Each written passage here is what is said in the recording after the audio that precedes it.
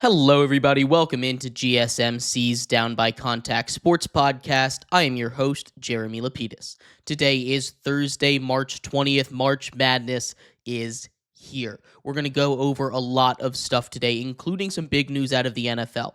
There is potential rule changes out there, as they do every single year. Some really interesting ones, including banning the tush push and changing the seeding format in the NFL playoffs. We'll talk about that, as well as J.J. McCarthy potential trades with the Chargers for Justin Herbert, maybe. Then we'll get into all the predictions, breaking down every single game for Friday NCAA March Madness first round matchups. Then we finish off our show talking a little bit about baseball, previewing every single team. Today, taking a look at the Washington Nationals. But before we get into any of that, remember, if you would like to be an even bigger part of the show than you already are, all you need to do is go to gsmcpodcast.net. Or if you're on YouTube, you can use that super chat feature. If you do either of those two things, a message should pop up on the bottom of the screen for you, me, and everybody else around the world to see. If you do have a burning question about sports, anything at all that you would like to ask, go ahead and throw that in the comments. Throw it in the chat. I will get to it as soon as I possibly can.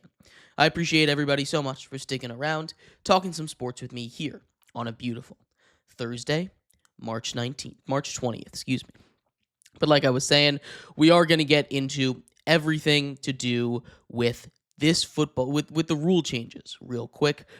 Every single year, the NFL goes out and each team has a chance to propose a rule change or two. This year is no different, but there's a couple of them that I think are really interesting to take a look at. One of them we've kind of talked about before is the Packers saying they want to ban the tush push, the brotherly shove, whatever you want to call it.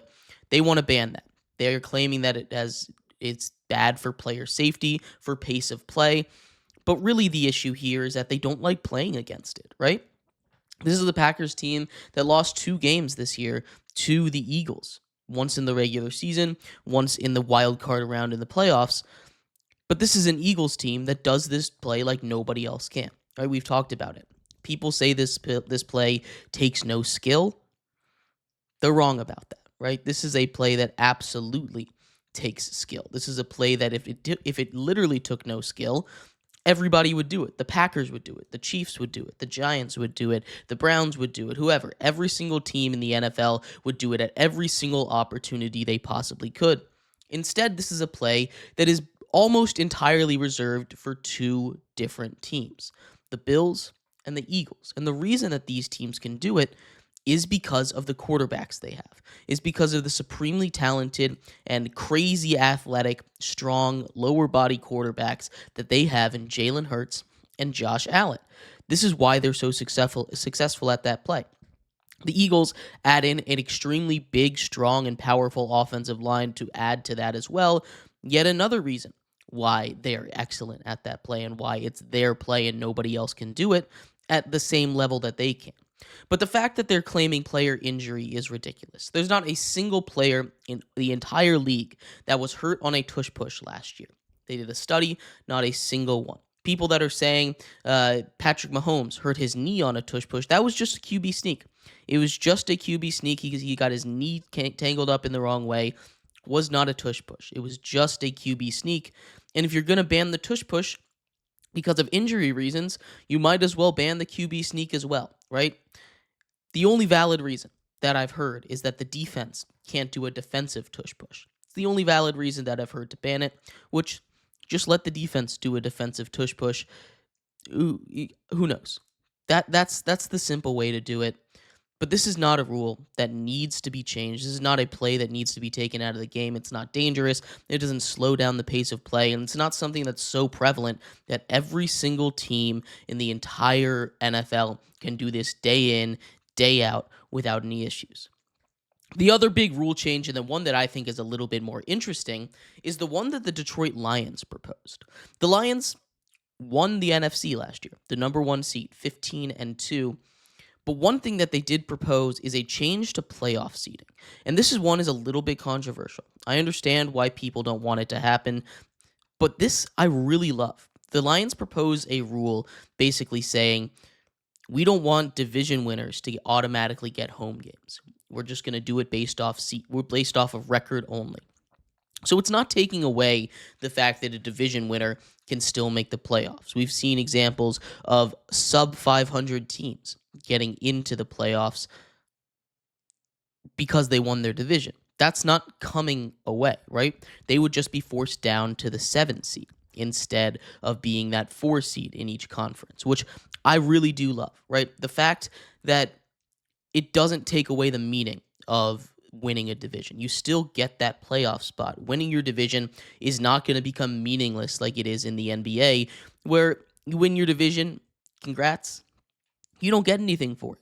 The only thing you get is, most people don't even, I mean, honestly, most people don't even know that the NBA has divisions.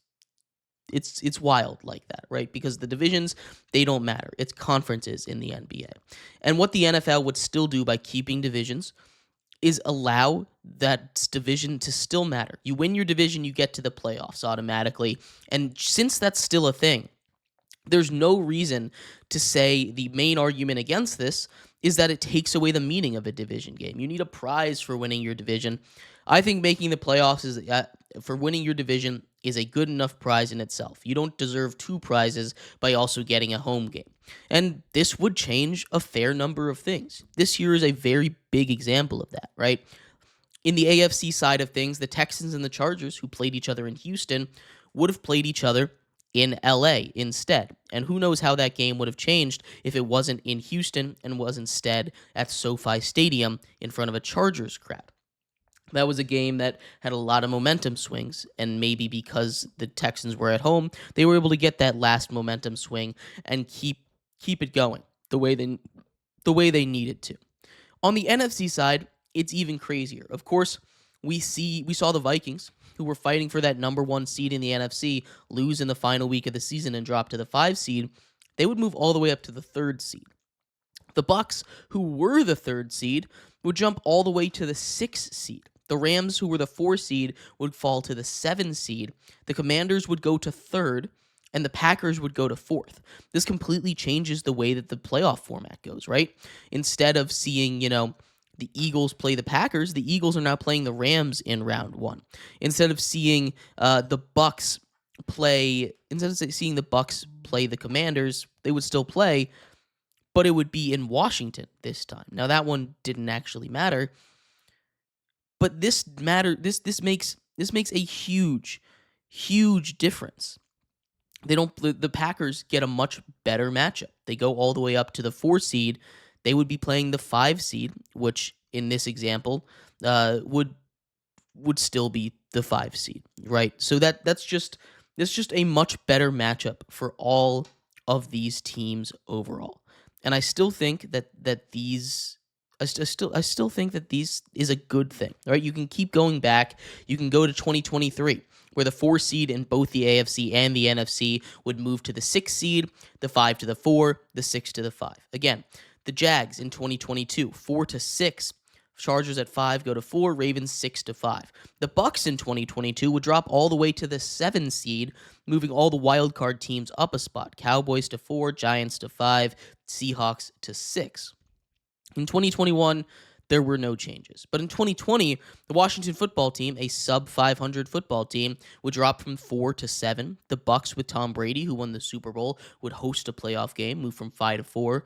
The Rams 6 to 5, and the Bears 7 to 6. This changes not only the matchups, the teams they're playing, but it also changes where the game is. And home field advantage is a real thing, especially in the playoffs. And seeing all of these massive changes being made, especially since it's being proposed by a team that wouldn't benefit or be hurt from this last year or in years past, it's just one of these things that I think has to change. We have these complaints when we're talking about the college football playoffs, right? Oh, the auto bids, they're getting all the way to they're getting automatic buys when they win their conference.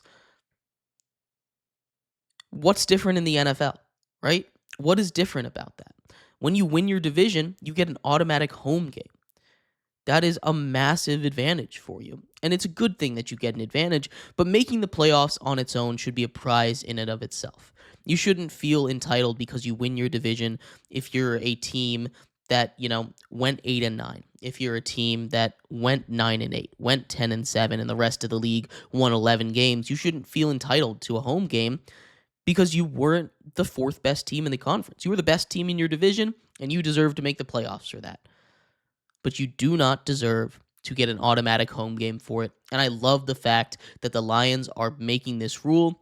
Again, if they take away automatic playoff berths for winning your division, that's where I draw the line. You win your division, I believe you should get into the playoffs. That is a tough thing to do in the NFL. But I don't think it should necessarily mean you automatically host a playoff game. But I'd love to hear your thoughts on this. What do you think of these rule changes in the NFL? Do you think either of these rules are going to get passed? What do you think of the Lions' potential rule change with the seeding? I'd love to hear all your thoughts. We're going to take a quick break. When we come back, we continue our jaunt around the NFL with some big rumors about a potential massive quarterback on the move. We'll talk about that next, coming up here on GSMC's Down by Contact Sports Podcast.